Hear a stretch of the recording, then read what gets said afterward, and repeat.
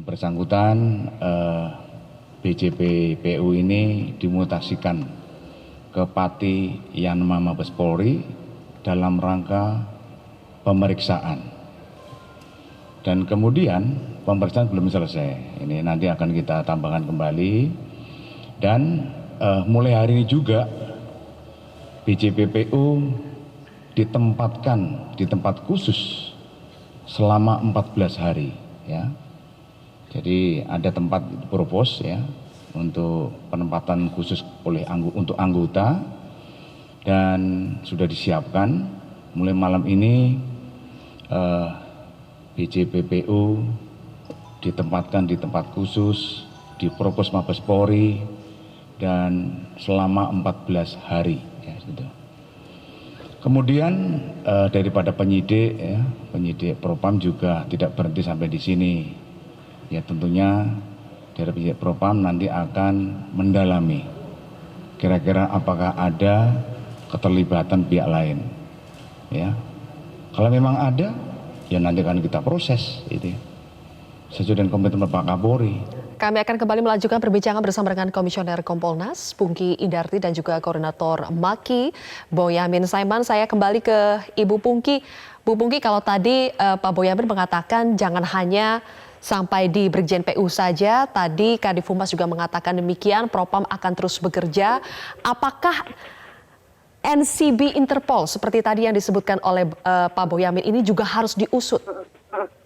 Ya, setuju. Jadi ini kan jika ada dugaan misalnya menjerat banyak pihak, maka diharapkan pihak-pihak yang tadi diduga terlibat untuk diperiksa. Nah, kami memang sangat membutuhkan masukan dari masyarakat. Seperti tadi Pak Boyamin sudah memberikan masukan.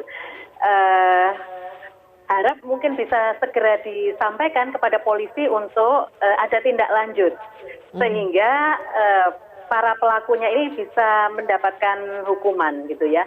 Nggak cukup kalau misalnya satu orang gitu, terus kemudian hukumannya hanya di sel selama 14 hari, nah harus diproses juga pidananya. Jadi ada obstruction of justice kalau saya melihat, ya, menghalang-halangi penyidikan. Terus kemudian saya juga melihat adanya dugaan penyuapan, karena kan nggak mungkin gratisan toh untuk membuat surat seperti ini. Nah, ini juga mesti harus diperiksa. Bila mana perlu dicek aliran dana yang masuk, bisa jadi ini bisa kena TPPU, banyak itu yang akan bisa dilihat berapa dana yang dibawa gitu. Dan ini ini juga tidak menghentikan kepolisian untuk tetap bertanggung jawab untuk menangkap Joko Chandra. Jadi artinya ada kasus ini jangan berhenti sampai di sini, tetapi Joko Chandra juga tetap harus diburu dan juga harus bisa ditangkap dalam waktu singkat. Oke, jadi Kompolnas melihat ini juga sampai bisa ditelusuri aliran dana, ya, untuk menemukan apakah ada iming-iming. Dugaannya ada iming-iming yang diberikan. Ya, karena kami juga melihat ini adalah bentuk suap, ya. Kalau bentuk suap itu kan bisa masuk untuk TPPU melihat.